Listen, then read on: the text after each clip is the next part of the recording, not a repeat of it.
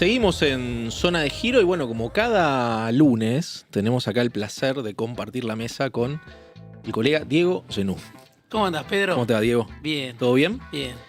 Bueno, quiero comenzar yendo ahí un poco al hueso de la cuestión. Estuviste con Cristina. Sí.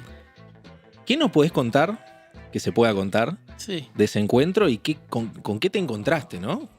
Sí, fue la semana pasada, creo que fue el martes pasado, un rato, una hora más o menos, una conversación ahí en San José 1111. Bueno, hay que hacer todo un trámite para poder visitar a la Me expresidenta. imagino. Me pareció importante contarlo. Vos sabés, Pedro, que no contamos los periodistas con cada persona que nos reunimos, pero en esta oportunidad me parecía importante porque está detenida, digamos, y eso me parecía que tenía un sentido político, es visitar a alguien que está Claro. detenido, inhabilitado de por vida. No era la primera vez que yo me reunía con Cristina y me parecía importante en este caso contarlo.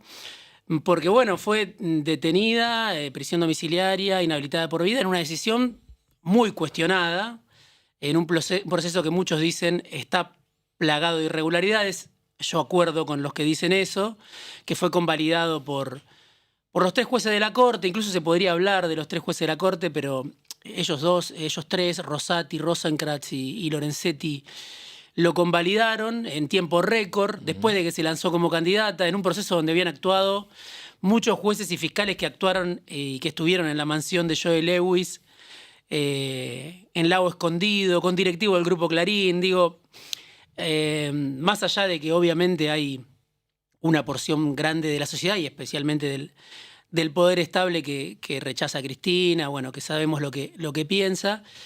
Es un proceso que fue cuestionado, no sé, desde Natalia Bolosín, Gil Domínguez, claro, y ni hablar de todo el peronismo. Transversalmente. Y hasta la izquierda. Entonces, por eso me parecía sobre todo importante contar un poco en un contexto en que Milei avanza con dificultad, pero avanza con su proyecto de país, y la Corte Suprema funciona como un andamiaje más del poder actuar en la Argentina, ¿no? Muy funcional, me parece a mí, a las pretensiones de Milei, que sacó el decreto 70. Bueno, no voy a abundar en todo lo que hizo Milei.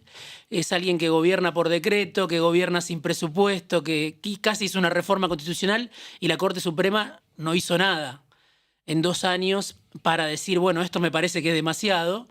Un decreto 70 redactado por los abogados de los grandes estudios que trabajan para las empresas, etcétera, etcétera, etcétera, etcétera. Entonces, en ese contexto me parecía importante. La Cristina que vi, podría decir, es la misma de siempre en alguna medida, porque está muy activa, porque está muy informada, preocupada y pensándose aún en esa situación como parte del tablero político. No se considera al margen del tablero político, sino que se considera alguien que todavía tiene, incluso desde la reclusión, una palabra importante para decir, en principio, hacia el interior del peronismo. Sabemos que el kirchnerismo está dividido, ya no es lo mismo que era cuando Néstor Kirchner vivía, cuando Cristina era presidenta, que era algo monolítico, sino que hoy está mucho más astillado. Pero sí vi una dirigente que no se considera fuera de la cancha, aunque la sacaron del juego democrático, ¿no? Y está detenida, no sabemos hasta cuándo, de una condena de 6 años. Pero vi a alguien activo, que no está fuera, sino que está, así como se reunió conmigo, obviamente que se reúne en forma permanente. Algunas reuniones se conocen, otras no, pero es alguien que está todavía pensando y eso, muy informada. Me reuní antes del salvataje de los anuncios de jueves y me dijo, algo le van a dar seguro a Milei. Bueno, eso te quería preguntar ahí, ¿no? Si vos ves en ella, vos la definís, ¿no? En tu nota de destape, Sí, como alguien lúcida, activa, todavía interesada, ¿no? En la cuestión política. ¿La ves como alguien, como una política más de la Argentina, pero con la capacidad de hacer un análisis lúcido y también agudo de la relación Trump-Milei, por ejemplo? sí, digo, discutible por supuesto, como la opinión de cualquiera. Es 2 veces fue 2 veces presidenta, fue vicepresidenta, sigue siendo la titular del PJ en lo formal. Ella está convencida de que no le van a soltar la mano, de que Trump no le va a soltar la mano a Milei. Hay otros dirigentes en el peronismo que piensan así, otros siempre subestimaron esa posibilidad con la idea de que Trump, bueno, hasta qué punto Milei le interesa a Trump. Bueno, está demostrando que le interesa mucho, por lo menos hasta el 26 de octubre. Después, ese día es, yo digo el día D, ¿no? Porque puede definir mucho, depende cómo salga el resultado. Hay que ver si Trump sigue apostando a perdedor, ¿no? Porque sería una derrota que incluso hasta uno podría decir lo arrastra a Trump. Claro. Porque le están poniendo todo para que llegue con vida. Sería muy difícil para Milei llegar con cierta tranquilidad en el frente cambiario, después de haber agotado el crédito, después de que el riesgo país casi triplicó o cuadriplicó lo que Milei y Caputo preveían para esta altura. Decían que iban a tener un riesgo país de 400 puntos. Sabemos que en algún momento tocó en 1.500 puntos. Bueno, está ahí. Entonces, un mal resultado. No sabemos cómo puede llevar a reaccionar a Trump, a Bessent, a Bennett, ¿no? A todos estos personajes que hoy tienen más importancia que el jefe de gabinete, que el ministro de Economía que tiene Milei, ¿no? Que vienen yo creo que vienen a dar directivas. Aparte es algo que lo cuentan desde el propio gobierno, ¿no? La visita de Bennett, la reunión de Bennett con gobernadores. Muchos no saben quién es Bennett, pero digo, un enviado de Trump que se reunió con Santiago Caputo, vimos la foto el fin de semana, y que además habló con gobernadores, de los dudosos, de los que fueron colaboracionistas, y ahora no. Entonces, la opinión de Cristina, como es la de otros, es que no le van a soltar la mano porque Milei es importante, quizá no tanto por Milei, que es un personaje, lo vimos el lunes pasado, con características de clown, ¿no? De cosplayer, o sea, payasesco, pero es el presidente de Argentina, que sí es un país, yo creo, muy importante. A veces los argentinos no somos conscientes o no le damos la dimensión de la importancia que tiene Argentina, sobre todo en este contexto, ¿no? En este contexto de disputa geopolítica. Vos recién mencionabas toda esta relación casi... O sea, ni siquiera podemos hablar de relaciones carnales, ¿no? Vos sí. en la nota hablás de anexión directamente. Sí. ¿Qué tan literal es esa metáfora, ¿no? Analizando el mapa general y un poco también entrando en la cuestión geopolítica regional. A ver, la anexión es una idea de Trump para Groenlandia y es una idea que tiene historia en Estados Unidos.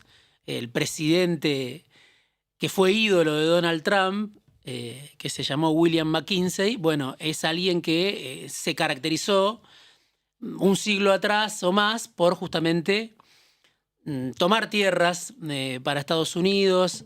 Está el caso de Filipinas. Bueno, Estados Unidos tuvo una tradición de poner un pie en Puerto Rico, de poner un pie en Filipinas, de poner un pie en otros lugares.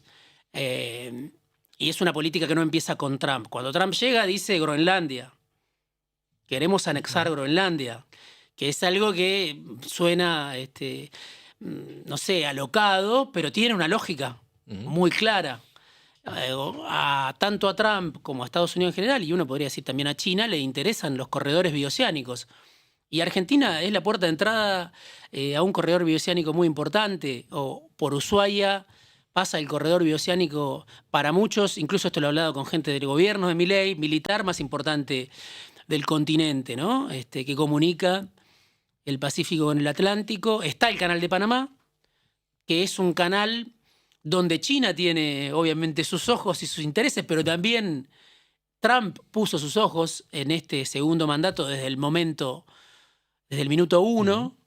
Y el Canal de Panamá, algunos consideran, bueno, es más bien un canal comercial donde circulan todo tipo de sustancias, mercaderías, pero no tanto un corredor militar. Bueno, en el caso del Atlántico Sur, donde Argentina es importante, donde el jefe del Comando Sur estuvo en abril, Hosley. Exactamente, antes había estado Laura Richardson, ya lo estuvo durante el gobierno del Frente de Todos, no es que llegaron con Milei, no es que el Comando Sur conoció Ushuaia con Milei, en su momento Agustín Rossi, creo que también Jorge Tayana, viajaron con autoridades del Comando Sur, con Laura Richardson. Es decir, Estados Unidos hace rato que tiene entre ceja y ceja ese corredor bioceánico, el Atlántico Sur, la puerta de entrada a la Antártida. Pareciera para los que vivimos acá que eso es otro país, pero es parte de Argentina, del territorio argentino, donde están puestos los intereses, por supuesto, del Reino Unido, Gran Bretaña, Inglaterra, por la ocupación de Malvinas, pero también de Chile, que tiene un puerto ahí en Punta Arenas. O sea, es todo un entramado geopolítico que quizá, otra vez, insisto, nosotros lo miramos poco, pero los que tienen intereses en esta parte del mundo lo tienen sobre el tablero. No, incluso lo escuchábamos a Bessent, sin ir más lejos, este fin de semana, Sí. hablando abiertamente de que, justificando, ¿no?, la ayuda a la Argentina, que es muy polémica en los Estados Unidos, por el lado de, bueno, Milei nos garantiza sacar a los chinos, ¿no? Exacto. Y ahí hay un interés estratégico concreto, ¿no? Sí, sin duda.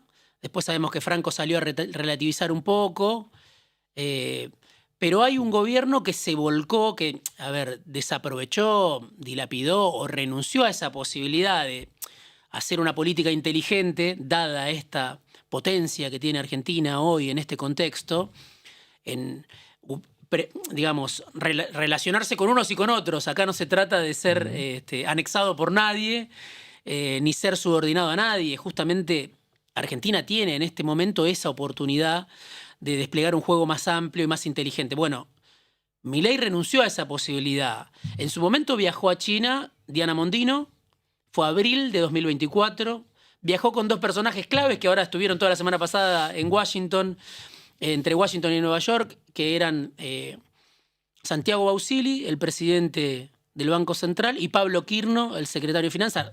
Los dos socios principales que tiene Caputo en la gestión pública viajaron a China a pedir, por favor, de que renueven el swap chino en abril de 2024. Después Mondino se fue. Desde que llegó Wertheim, que es un personaje muy identificado con Estados Unidos, no hubo más relaciones. Esto te lo puedo certificar porque lo hablé con personas que están al tanto de cómo es la relación hoy de la Cancillería Argentina con el gobierno chino, y es nula la relación de la Cancillería Argentina con el gobierno chino.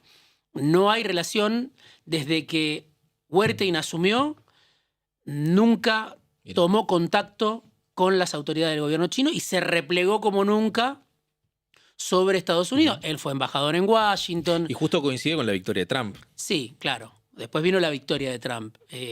Sabemos que, bueno, Wertheim se podría hablar muchísimo sobre él, porque además lo llevó a Milei en un viaje privado, a Santiago Caputo, a Karina Milei, en un vuelo privado antes de que asumiera como presidente, a Washington, un vuelo que fue muy cuestionado, que incluso algunos lo cuestionaban cuando se tenía que aprobar el pliego, porque, bueno, muchos decían eso es dádiva, ¿no? Todavía no era canciller Wertheim. Bueno, él dijo, no, cada uno se pagó $30.000 de su bolsillo, según Wertheim. $30.000 pagó Santiago Caputo, $30.000 pagó Karina Milei, $30.000 pagó el presidente y todo lo que fueron en ese vuelo. Bueno, digo, es alguien muy identificado con las relaciones carnales, con Estados Unidos. Entonces, yo creo que se está, obviamente, desaprovechando una oportunidad. Y bueno, la anexión es casi un juego, una provocación que hago, pero sí para pensar cómo es esta relación, Totalmente. qué entrega Argentina a cambio de este salvataje. Y ahí está bueno lo que decís también, porque recién hablábamos, ¿no?, de esto de los intereses estratégicos de Estados Unidos. Y vos mencionabas también recién a una figura que es clave en toda esta historia, que es Scott Bessent, que es la figura representante directa de los fondos de inversión de Wall Street, ¿no? Sí. ¿Cuánto hay interés concreto también del sector financiero estadounidense en este acuerdo? No, muchísimo, muchísimo, porque cuando vos tenés un gobierno que quema los dólares que tiene del Banco Central o del Tesoro, los pocos dólares que entran, o los muchos dólares que entran, porque entraron muchos, los quema para sostener el tipo de cambio, bueno, digamos, no hay para todo. Si vos planchás el dólar para tener la inflación a la baja y ese es tu principal argumento para ganar la elección, los fondos de inversión de Wall Street dicen, ¿con qué me vas a pagar a mí si estás quemando los dólares del Banco Central o de la deuda con el fondo o del Tesoro. El pacto con las cerealeras duró nada. Toda esa plata que lo que compró el Tesoro, esto informado por el propio gobierno, por Florencia Donovan, que tiene siempre la información primero que nadie de los movimientos del gobierno. Bueno, con el pacto con las cerealeras entraron 7.000 millones de dólares, 2.200 compró el Tesoro y ya prácticamente liquidó todo eso para tener el dólar planchado. Entonces, un tipo de un fondo de inversión en Wall Street, en Manhattan, mira eso y dice, ¿con qué me vas a pagar a mí? Porque ahora me tenés que pagar en enero. Entonces, por eso el riesgo país sube y por eso un salvataje de Bessent, que es Wall Street, es para pagarle a Wall Street. O sea, Bessent está haciendo una intervención que va a redundar en un beneficio para sus amigos, para su sector, para un mundo que él conoce perfectamente. El otro día en la entrevista que dio a la televisión estadounidense, él decía, fui durante 40 años un inversor. Uno podría decir un especulador, un Manejé trader. dinero, dijo, ¿no? Exacto, de Soros. Bueno, por supuesto, alguien con mucha experiencia, pero es un trader, ¿no? Es alguien que está, es una especie de Caputo en otra liga. En una liga obviamente mucho más importante, con su propio fondo de inversión, con, bueno, una fortuna incalculable, con extensiones de soja en Dakota. O sea, es alguien que juega en todos los terrenos y está interviniendo para que Milei pueda pagar la deuda a los fondos de Wall Street. Entre esos fondos de Wall Street hay uno que hoy es muy mencionado, que es Robert Citrone, que además hay foto de Milei con Robert Citrone en la Casa Rosada. Vino a la Argentina el mismo día que vino Bessent, en abril, ese mismo día. Algunos dicen en el mismo avión, otros dicen en aviones separados, pero ese mismo día estuvo con Milei y si uno busca, está lleno de declaraciones de Robert Citrone diciendo Argentina va bien. Bueno, ahora, claro, este préstamo o este swap, hay que ver finalmente qué es lo que... la misma intervención de la semana pasada a través de 3 bancos que no tienen antecedentes en la historia, que Estados Unidos compre otra moneda a través del Banco Santander, del Citi. Bueno, esa misma intervención es para generar garantías para los fondos de inversión, la cuna de Scott Bessent, ¿no? Entonces, bueno. ¿Y cuánto crees que está atado? Porque estamos hablando incluso de un plan. No puedo decir, bueno, sí, obviamente hay interés de Milei en que en sobrevivir, por lo menos, ¿no? Después del 26 de octubre. ¿Cuánto de todo este plan de Estados Unidos y los intereses que tiene Scott Bessent, ¿no? Etcétera, está atado realmente a ese resultado, al resultado de las elecciones legislativas dentro de 2 semanas? Bueno, a ver, no podemos saberlo, hay que ver cómo reaccionan, hay que ver cuál es el resultado. Va a haber una lucha por la interpretación el día después, Sí. ¿no? Por supuesto, La Libertad Avanza es la única fuerza que está en todo el país, Fuerza Patria no está en todo el país. Entonces hay que ver cuál es la cuenta. Aunque el peronismo gane muy bien en provincia de Buenos Aires, que es un escenario que uno presume probable, quizá en la cuenta general La Libertad Avanza saca más votos porque está presente como sello en todo el país. Entonces, va a haber una pelea al día siguiente en la cual, esa misma noche, en la cual el gobierno va a salir a madrugar a la oposición. La oposición también tendrá, por supuesto, su reflejo para tratar de imponer una lectura, pero va a haber una pelea el domingo a la noche diciendo quién ganó y quién perdió. Entonces, de lo convincente que sea la narración que haga el gobierno de los hechos, bueno, depende en parte. En su momento el gobierno esperaba 40, 45 puntos. Ahora el gobierno está diciendo, vos lo sabés mejor que yo, pero está diciendo 30, 35 puntos. No sé qué información tenés vos, que tenés mejor información de Casa Rosada, pero digo, están hablando de 10 puntos menos aproximadamente de lo que se esperaba hace 2 o 3 meses. No, y está la particularidad esa, ¿no? De una elección legislativa, donde siempre el termómetro históricamente fue el resultado en la provincia de Buenos Aires. Como saben que van a perder la provincia de Buenos Aires, bueno, dicen, bueno, veamos el resultado general. Puede darse la particularidad de un oficialismo perdiendo en la provincia de Buenos Aires y quizá ganando por poco a nivel nacional, ¿no? Sí. Entonces también la idea es achicar quizás esa brecha en la provincia al menos, ¿no? Y ahí está la interpretación que vos decís, ¿no? Que puede llegar a ser. Por eso, va a haber toda una discusión y hay que ver cómo lo lee Wall Street, cómo lo lee Trump, cómo lo lee Bessent. Y esta otra figura de Bennett que es central porque hace mucho que no se veía que un asesor, ni siquiera es el secretario de Estado, ni siquiera es Marco Rubio, un asesor que además tiene una consultora, que es socio de Escaturice, que es socio Una empresa. de una empresa. Entonces es asesor de Trump, pero además hace negocios. Un lobista. Un lobista que asesora candidatos en distintas partes del mundo, no solo en Argentina, que va y viene, que Santiago Caputo muestra la foto como diciendo, estoy con el uno, ¿no? O sea, no es que es una foto que circula vergonzante, sino que es lo mejor que puede mostrar Santiago Caputo. Ese personaje, que además tiene relación con empresarios de medios muy importantes de la Argentina, vino a dar órdenes la semana pasada a tratar de disciplinar a Milei, que no es muy difícil, pero tratar de decirle, tenés que recuperar la gobernabilidad, si no, Estuvo 2 días estás seguidos muertos. en la Rosada. Hablando con gobernadores, un asesor trampista que posa con Santiago Caputo y trata de hacer el trabajo que no pudo hacer Santiago Caputo, que es convencerlo a Milei y a su hermana de que si no recuperan un arco de aliados, ese arco de aliados que hoy está en fuga, esto no tiene futuro. Entonces, te vamos a apoyar si empezás, si te pones los pantalones largos, si empezás a gobernar, si empezás a dar garantías, si empezás a salir de esta situación a la defensiva en la que está el gobierno hace 7 meses más o menos, donde no para de recibir paliza. La semana pasada, sobre la hora, logró zafar. También algunos dicen por el arte de Santiago Caputo, pero bueno, es un gobierno que desde abril no aprueba una ley y que va viendo cómo todas las semanas la agenda la gobierna la oposición en el Congreso. Bueno, eso es algo que por supuesto espanta a los fondos de inversión y hace presumir de que esto es inviable a ojos de los que le quieren que le vaya bien, ¿no? Obviamente hay una enorme mayoría de la población, yo creo que es una amplia mayoría hoy la que piensa esto es inviable. Pero, por supuesto, no hay una sola fuerza, está dividida la oposición. Ahora, los que quieren que le vaya bien también están diciendo, así no va más esto. ¿Y cuánto ves vos, entrando, ¿no?, en esa cuestión, ¿no?, más allá de la cuestión económica? En el gobierno hay un interés muy grande siempre, por lo menos del 7 de septiembre para acá, de decir, bueno, el problema en realidad fue la interna. Sí. Y la cuestión de nuestras peleas políticas. ¿Cuánto crees vos que hay de cierto en esa afirmación? No, yo creo que el principal problema del gobierno es económico. Es este del que hablábamos, una máquina de quemar dólares, ¿no? En tiempo récord, el salvataje permanente, un gobierno que cada 5 meses hay que rescatarlo. Lo rescató un blanqueo que fue mucho mejor de lo que todos presumíamos. Lo rescató el fondo y duró nada. Y ahora lo rescata Estados Unidos, que es la primera vez en 30 años que hace un rescate como el que está anunciando.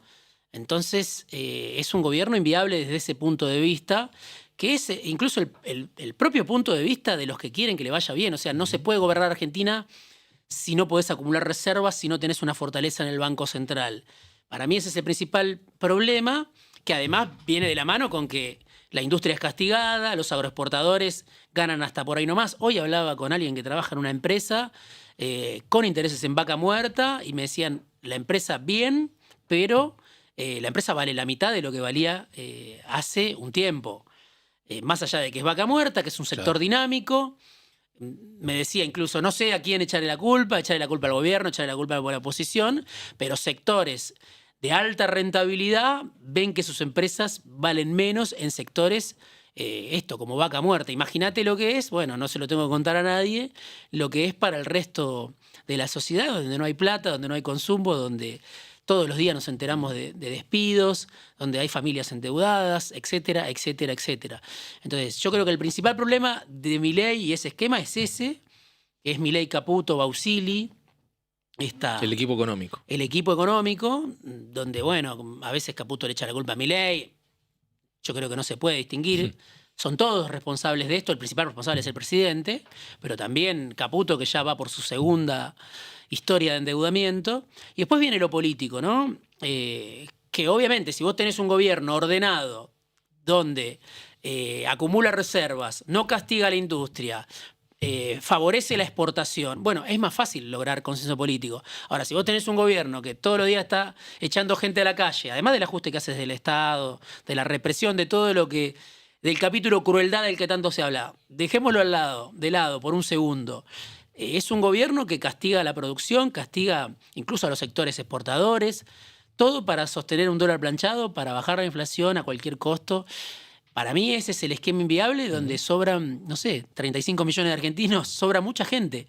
Entonces, juntar apoyo político para ese esquema es prácticamente imposible. Una vez que se ordene eso, y yo creo que Estados Unidos, no sé si lo va a pedir o no, si Estados Unidos quiere un dólar barato, hay debate ahí, si Estados Unidos quiere que el dólar barato se mantenga o quiere una devaluación. El fondo pedía una devaluación, bueno, pero Georgieva no tiene problema en aparecer como empleada de Besen directamente.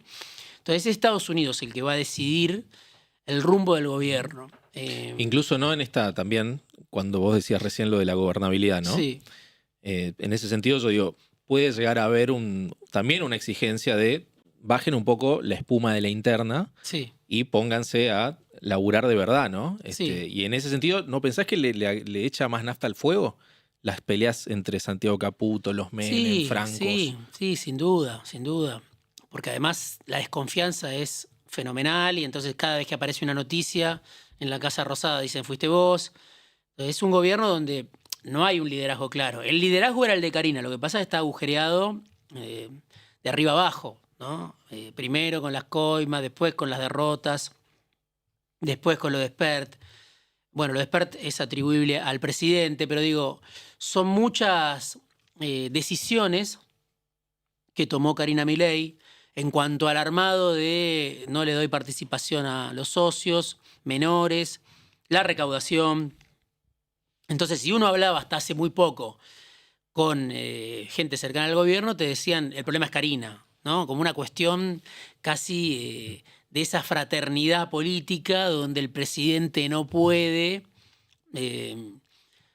castigar a su hermana, postergar a su hermana, decirle que no a su hermana. Bueno, el caso Espert abrió otra situación, porque ahí es Milei.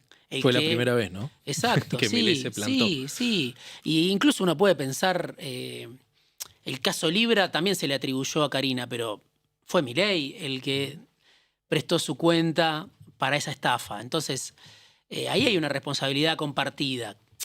Lo que dicen los amigos de Santiago Caputo es toda la culpa de Karina. No le quito mérito a Karina, pero digo, acá son todos responsables de esto. Es responsable Guillermo Francos, es responsable Luis Caputo, es responsable Santiago Caputo, es responsable Patricia Bullrich, ¿no? La interna es para deslindar responsabilidad, es decir, nosotros le decimos, pero él no entiende. Esto ya lo vimos con todos los presidentes. Siempre hay una idea de que la teoría del cerco, ¿no? Entonces, acá la responsabilidad principal es del presidente y de todos los que están sentados a esa mesa de decisiones. La interna potencia, sí, potencia porque son capaces de, bueno, como se dice, de tirarse con carpetazos entre ellos y eso hace impredecible la deriva del gobierno, ¿no? Bueno, tuvimos este fin de semana también a Guillermo Francos Sí. hablando abiertamente y pidiendo, casi te diría públicamente, que Santiago Caputo tenga firma en el gobierno, Sí. ¿no? ¿Cómo lees vos eso? Primero el gesto y después si te parece un problema para el funcionamiento del propio gobierno que haya un asesor sin firma con el nivel de responsabilidad y poder que tiene, ¿no? Sí, a ver, es lógico lo que dice Guillermo Francos. Tardó mucho en decirlo, ¿no? Porque él aceptó asumir como parte del decorado en el gobierno. Él era ministro del Interior, lo pusieron de jefe de gabinete simplemente como una cara pública, como un vocero, casi un adorni bis, y él aceptó. Bueno, uno podría decir, bienvenido sea, ¿no? Que Guillermo Francos diga, esto no se puede tolerar más, después de tantos meses de aceptar esa humillación de que un asesor, que era un consultor, gobierna, tiene bajo su dependencia las áreas estratégicas y Guillermo Francos es alguien que aparece como punching ball, o sea, va a los medios, ahora está más nervioso, quizá dijo, bueno, ya no aguanto más algunas cuestiones. También es alguien que tiene relación con Washington, ¿no? Quizás siente que esta es la oportunidad de justamente dar un paso al frente y conducir esa transición, porque si no lo va a hacer otro. Está todo el círculo rojo esperando la oportunidad del famoso takeover tan anunciado desde el día 1. Entonces, si Guillermo Francos no empieza a alzar la voz, es probable que se lo carguen a él también y aparezca otro jefe de gabinete. Entonces, desde el punto de vista político, es saludable para los que le tienen aprecio a Franco, decir, bueno, por fin dijo basta, ¿no? Es llamativo eso de que la relación última y las reuniones que hubo entre Milei y Macri estuvieron digitadas por Guillermo Franco también, ¿no? Sí, Es un por gesto. eso. Es el traductor, el diplomático, el canciller que puede traducir los insultos de Milei o los altibajos de Milei al lenguaje de la política. Nunca, me parece, fue realmente el ministro coordinador, el jefe de gabinete, nunca tuvo bajo su tutela las áreas centrales del gobierno de La Libertad Avanza. Lo aceptó, quizá desesperado, porque nunca había tenido una oportunidad de este calibre, 50 años de política, pero nunca había llegado tan lejos, entonces aceptó. Pero bueno, ahora eso habla de que estamos en la antesala de definiciones importantes, ¿no? ¿Y crees que es un ultimátum para Santiago Caputo lo que dijo Francos? No, creo que dependerá de Milei. Creo que es Francos diciendo tengo oportunidad de poner algún tipo de límite. Y otra vez, insisto, quizá Francos también habló con alguna persona ligada a la administración Trump o con alguien que tiene más poder que Milei y dijo, bueno, es ahora, ¿no? Porque así como Macri está esperando su parte de gabinete, otros dicen el peronismo de derecha está esperando su parte de gabinete, no sé, toda la esfera de lo que es Provincias Unidas o el resto de los gobernadores más dialoguistas, bueno, todos ellos están ahí esperando su turno, su momento, su oportunidad para imponer condiciones. Tuvimos un gobierno, el de Frente de Todos, era otra historia, donde de repente el presidente era Sergio Massa, era el ministro de Economía, pero todos sabíamos que todo estaba bajo, casi todas las decisiones, salvo el Banco Central, que estaba el radical Miguel Pese todavía sobreviviendo. El resto, el gobierno del Frente de Todos estuvo a cargo de Sergio Massa desde agosto de 2022 hasta que ganó el balotaje Milei. Digo, es un país donde, si bien es un país presidencialista, estamos acostumbrados a que de repente aparece una figura que representa el poder real y gobierna. Ahí me das el pie para preguntarte abiertamente por alguien que mencionamos recién, que es Mauricio Macri, ¿no? Sí. ¿Vos te imaginás a Macri después del 26 de octubre, a partir de diciembre, más como un aliado, como un tutor o como un auditor del gobierno? No, pienso que está destinado a ser aliado, ¿no? Mientras Milei tenga vida, que no sabemos hasta cuándo va a ser eso, ¿no? Pero pienso que va a ser un aliado hasta el momento que vea que ya no da para más, ¿no? Alguien decía, en mi pueblo se decía, te acompañan hasta la puerta del cementerio, ¿no? Bueno, yo creo que Macri está destinado a eso. No tiene posibilidad de ser opositor, de exigirle demasiado a Milei, más de lo que hizo a través de los medios. ¿Y no puede ser la garantía de que Milei llegue más cómodo el 27? ¿También? Sí, podría ser la garantía. Hay que ver qué le dan. Es un presidente que es una figura anfibia, ¿no? Es un hombre de los negocios, Macri. Entonces, no lo van a conformar con un ministerio para Santilli o para Ritondo. Es alguien que cuando se sienta a negociar también quiere su parte, ¿no? Argentina está, por eso Wall Street, por eso San Altman, por eso el litio, por eso el uranio. Argentina está a las puertas de un nuevo ciclo de negocios, ¿no? Entonces, está desde hace tiempo, ¿no? Y con Milei la oportunidad era más grande. Se pensaba que su gobierno iba a ser, sobre todo por algunas decisiones que tomó al comienzo, donde parecía que estaba solo, gobernaba solo, no tenía oposición, avanzaba con decisión, se suponía que Milei iba a garantizar ese nuevo ciclo de negocios. Los actores de poder que están en la Argentina y que están fuera de la Argentina no se van a perder ese nuevo ciclo de negocios, están buscando quién se lo garantiza. Si no es Milei, será otro. Entonces, Macri también como aliado local. En algún momento se hablaba de empresas, por ejemplo, para la hidrovía, muy relacionadas con él. Entonces, como aliado local de esos grupos de poder, como figura local, pero también como alguien que tiene vínculos en el extranjero, va a querer estar sentado diciendo, bueno, acá está mi UTE. Yo tengo una UTE con una empresa, no sé, Boskalis o con quien sea, quiero acá, tener participación. ¿Qué es lo que Macri le viene diciendo a Milei desde el tiempo que comían milanesas y después no comieron más milanesas? Pero le viene reclamando eso en privado. Es lo que incluso el gobierno dice. Y está en lo que le adjudican a Santiago Caputo el hecho de que no hayan podido llegar a ningún acuerdo, ¿no? Más que Karina, incluso.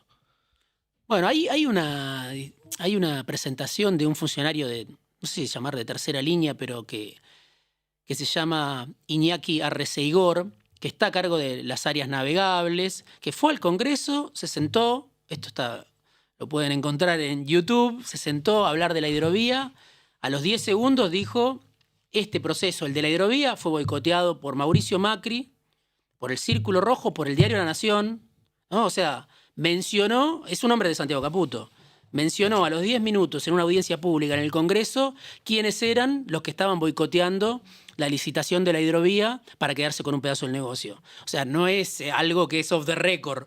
Lo dijo en la Comisión de Transporte, habló de que Macri estaba boicoteando ese proceso. Claro, es un personaje al que nadie le conoce quizá. Bueno, ahí está justamente. Bueno, ahí está. Está la cara. Ahí está. Fue al Congreso y planteó esto a los 5 segundos. Y recuerdo una conferencia de prensa de Adorni también cuando anuncia la caída del pliego ese, ¿no? Donde en la Casa Rosada estaba con él. Exacto. También. Bueno, Arreceigor, que es un hombre de Caputo, fue al Congreso y lo dijo. Entonces digo, se discuten a la política, volumen político, colaboracionismo, alianzas, un marco de gobernabilidad, pero se discuten negocios también, ¿no? Entonces, Macri no se va a conformar con que le den una secretaría y le atiendan el teléfono nada más, sino que por eso digo, es una figura mixta que viene del mundo de los negocios y que, no sé, por ambición, por una carambola de historia, llegó a presidente en algún momento, ¿no? Pero es un hombre de cuna empresaria. Entonces, cuando se discuta ese reparto de poder, si Macri tiene lugar, si Macri tiene importancia, si sabe moverse bien, si Milei le da el lugar, si los contactos que tiene Macri en Miami, en Washington, en Wall Street, también le dan el ok, seguramente él va a querer algo más que poner un secretario de segundo orden, ¿no? El famoso lugar para Dietrich, ¿no? Que tanto se... Sí, bueno, esa es un área estratégica. Esa es un área estratégica. Se hablaba en su momento de Iguacel también. Que es alguien que ya venía del mundo petrolero. Iguacel no es que empezó a hacer negocios petroleros cuando ganó Milei. Era alguien del petróleo, fue funcionario, secretario de Energía, después volvió al mundo del petróleo, de los hidrocarburos. Pero también se hablaba de él y él decidió, como muchos otros, ¿no? Tantos personajes que fueron parte de la aventura de Cambiemos hoy están todos replegados en el mundo de los negocios. Son pocos los que siguen militando en el PRO, ¿no? Bueno, incluso uno podría salir a la calle y preguntar qué es el PRO, hacer una encuesta. ¿Qué respondería la gente? ¿Qué respondería la gente, no? Pero digo, la mayoría se replegó y está trabajando con las empresas como si el macrismo nunca hubiera existido. Son pocos los que quedan como Santilli, como Vidal, como Ritondo, ¿no? O la propia Patricia Bullrich. O la propia Patricia Bullrich. Que tenemos ahora la particularidad esa, ¿no? De Santilli y Bullrich como los dos candidatos.